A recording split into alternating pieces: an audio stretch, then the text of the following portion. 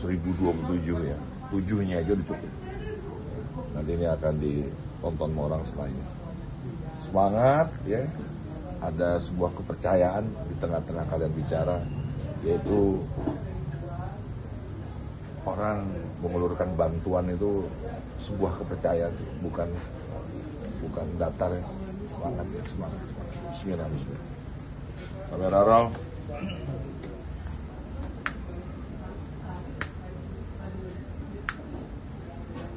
Alhamdulillahirabbil alamin. Teman-teman, sahabat masjid, luar biasa. Hari ini kita kedatangan teman-teman yang luar biasa. Mereka ini orang-orang menjadi arsiteknya Allah Subhanahu wa Ta'ala. Karena mereka terpanggil untuk mendirikan masjid-masjid di pelosok Nusantara. Tepuk tangan dong untuk teman-teman dari Masjid Nusantara. Banyak love nih kan. Keren, terima kasih banyak.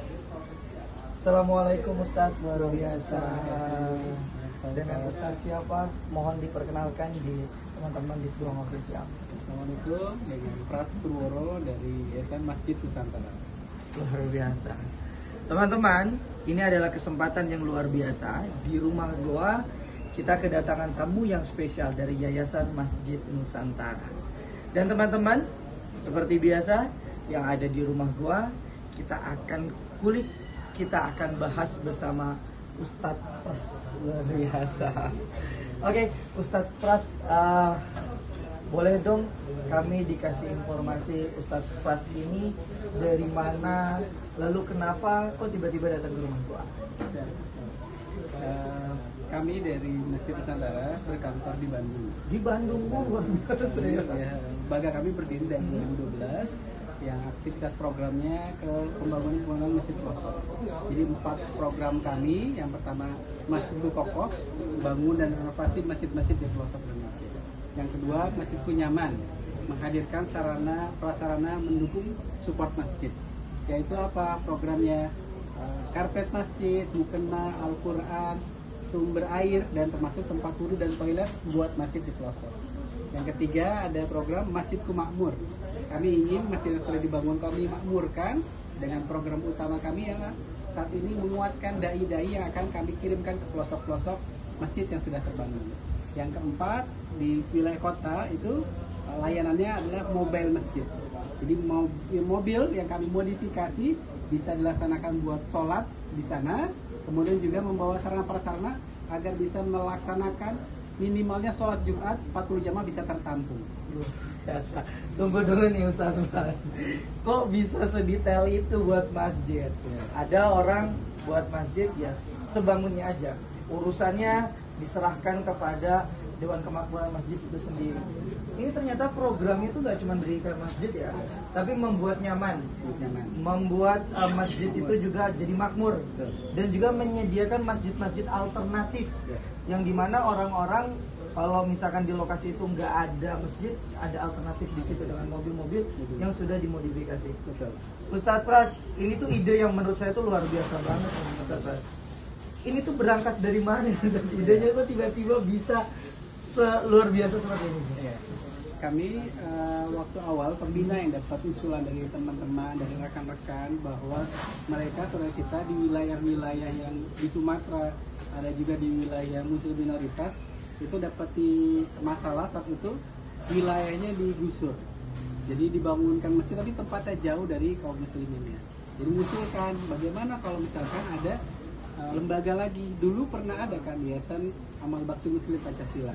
Tapi setelah 2002 sudah tidak lagi. Jadi alhamdulillah menangkap ide tersebut. Saat ini kami di Masjid Nusantara concern untuk membangunkan masjid di 4 lokasi.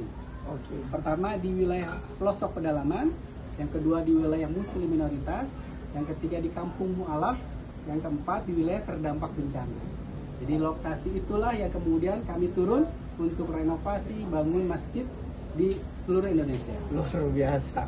Tuh teman-teman, keren banget ya. Mereka ini bukan hanya melihat rumah Allah ini, masjid ini hanya ada di tempat-tempat keramaian, pemukiman-pemukiman mayoritas umat muslim, tapi memikirkan juga kepada teman-teman muslim yang ada di minoritas dan juga ada di pedalaman ya. Luar biasa. Nah, teman-teman, kalian nih harus kenalan deh sama Yayasan Masjid Nusantara. Lebih lanjut kita tanya lagi, Ustadz. Ini udah ada 4 fokusnya kan? Pedalaman, minoritas, kampung mualaf, dan juga bencana. Nah, sudah berapa masjid yang udah didirikan sama Masjid Nusantara? Yayasan Masjid Nusantara. Alhamdulillah sejak 2012 kami sudah membangunkan 245 masjid. Dan saat ini masih lagi ada pembangunan di wilayah timur Indonesia, kemudian di barat Indonesia. Di wilayah Karo akan ada pembangunan. Saat kemarin juga kami sudah mulai meletakkan batu pertama di Wakatobi, Sulawesi Tenggara, kemudian di Pinrang, Sulawesi Selatan, di NTT, kemudian juga di Probolinggo, Jawa Timur. Terakhir baru kemarin itu kami meletakkan batu pertama di wilayah Pangandaran, Jawa Barat. Ustaz, uangnya teman-teman Masjid Nusantara banyak banget gitu. Nah, itu dananya dari mana itu, Ustaz? Bisa ngebangun sampai 245 masjid, luar biasa. Gimana, Ustaz? Boleh dijelaskan ke teman-teman? Ya. Pendanaannya memang bukan dari kami sebenarnya. Kami ini hanya sebagai jembatan kebaikan orang-orang soleh, jembatan kebaikan orang-orang dermawan, yang kami sebutnya sobat masjid. Sobat masjid. Aktivitas kami melakukan crowdfunding di lembaga-lembaga crowdfunding, kemudian di website kami sendiri juga ada, kemudian kami juga kerjasama dengan beberapa channel. Ada Bank Syariah yang juga kami nitip icon buat donasi di sana, jadi bisa juga melalui aplikasi mobile bankingnya. Kemudian juga kami menjalin kemitraan dan pengenalan kepada corporate. Jadi sudah ada corporate juga menitipkan pembangunan masjid melalui kami. Luar biasa. Pertanyaan dasarnya gini, Ustaz.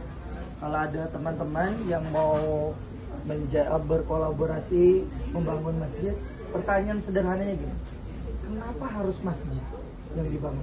Iya.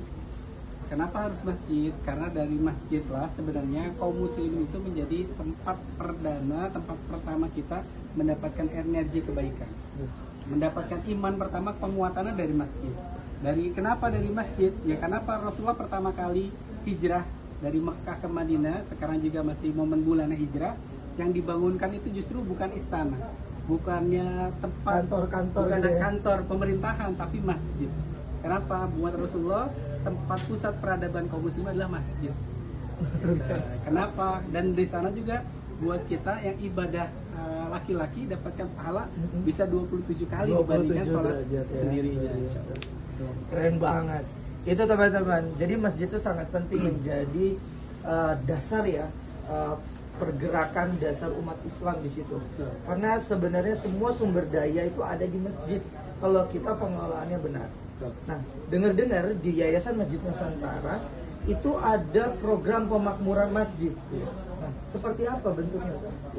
Kalau kemarin kami memang pemakmurannya masih terbatas. Kami support kepada dai, kepada marbot dengan kemampuan ilmu yang masing-masing mereka dapati sendiri. Nah, kedepannya kami juga lagi mensinergikan program ini dengan lembaga-lembaga yang sudah concern terlebih dahulu, dengan lembaga-lembaga dakwah yang mereka mau mencetak dai-dai, kemudian juga mereka mencetak bagaimana cara masjid itu agar makmur. Jadi menyiapkan untuk lebih kuat lagi program pemakmurannya. Jadi mudah-mudahan dengan para dai tadi bisa lebih menguatkan para masyarakat, terutama di pelosok. Jadi kenapa perlu ada dai di pelosok itu?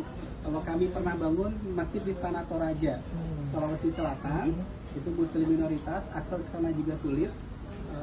Masyarakat di sana masuk Islam itu justru karena warga pemuda di sananya pindah ke kota, merantau buat mencari ekonomi, tapi kenal Islam, dibawa informasi ke masyarakat kampungnya, ada agama Islam begini-begini, akhirnya mualaf mas kampung. Wow.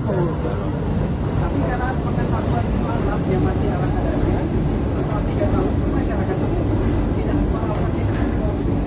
Ada saudara kita yang sudah 3 tahun mualaf itu masih belum kenal lebih banyak tentang Islam. Jadi pentingnya kita buat juga mendukung program pemakmuran dengan mengirimkan dai-dai ke pelosok-pelosok Indonesia, karena ada juga kami bangun masjid di kampung-kampung mualaf, terutama di wilayah Sulawesi Tengah, Morowali Utara, Tojo, Una-Una itu masyarakatnya kebanyakan memang belum mengenal Islam. Jadi mereka masih animisme dinamisme. Luar biasa. Teman-teman, ternyata Yayasan Masjid Nusantara nggak sekedar membangun fisiknya saja, tapi membangun sumber daya yang ada di masjid itu sendiri ya. Ruh-ruh kesadaran, ruh-ruh semangat dia dalam pengembangan keislaman itu sendiri gitu ya Ustaz ya. Nah, Ustaz, boleh dong kita dikasih tahu Ustaz, di mana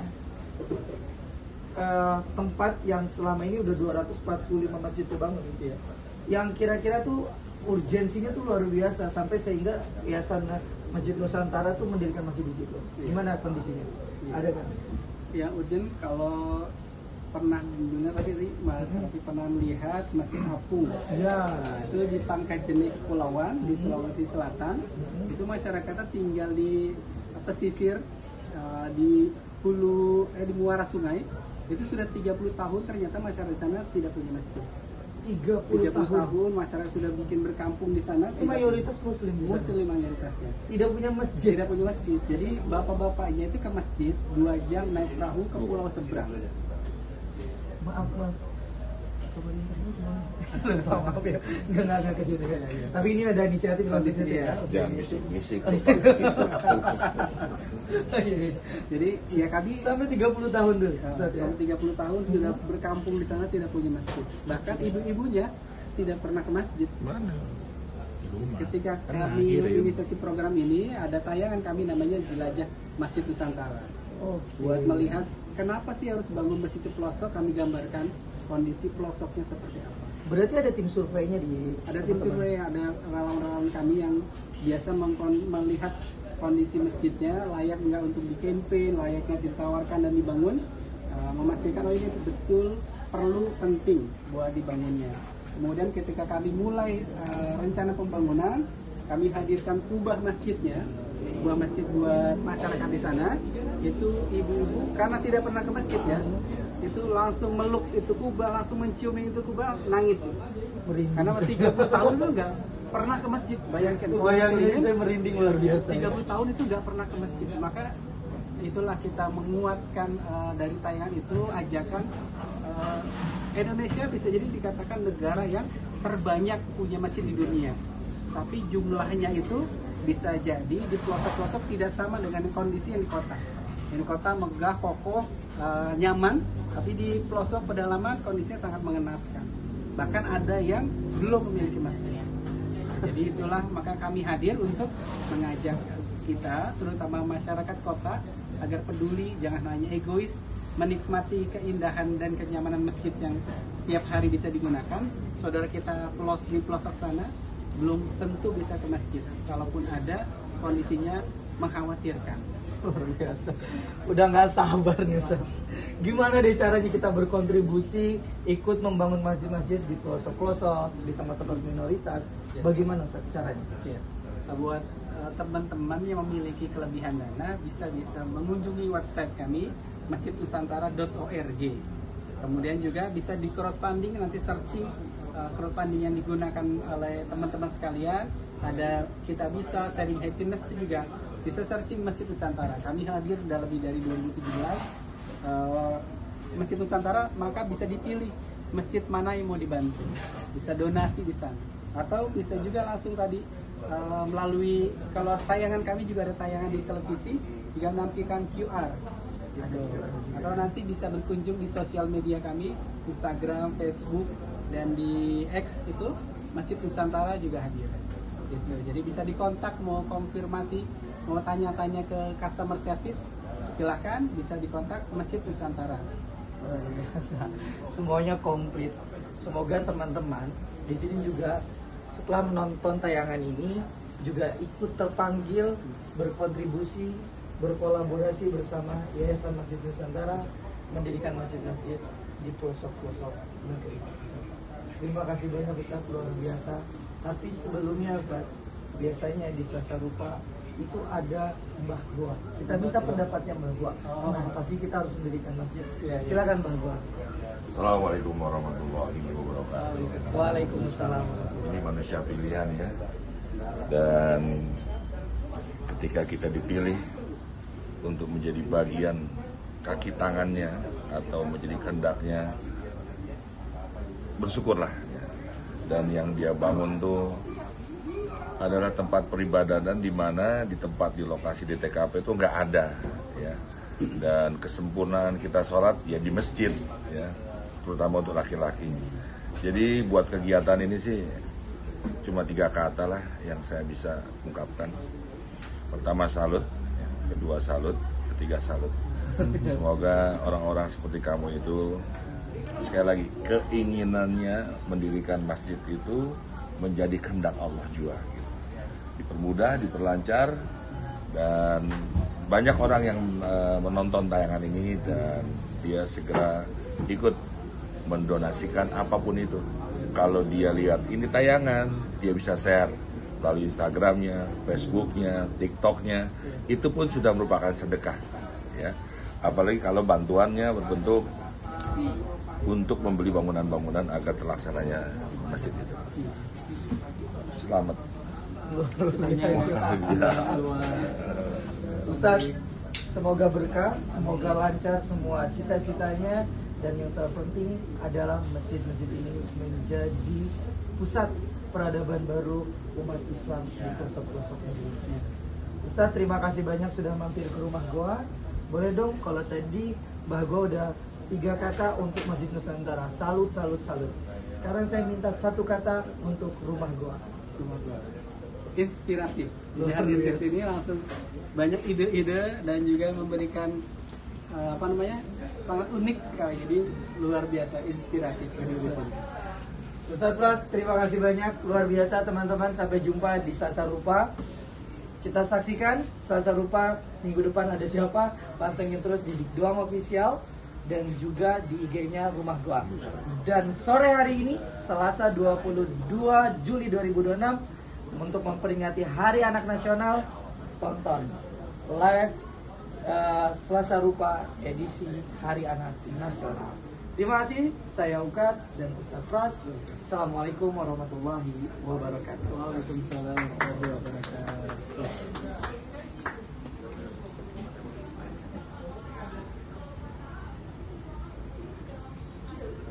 Kalau di Terima kasih banyak Ustaz. kan kalau nanti di posting kolaborasi aja sama IG-nya Oke, boleh, boleh. Oh Siap, iya, siap. iya, iya, iya. biar merger. Siap. Kalau di posting 2 akun ya kan. Iya. Langsung kolaborasi ya. Iya. Ya.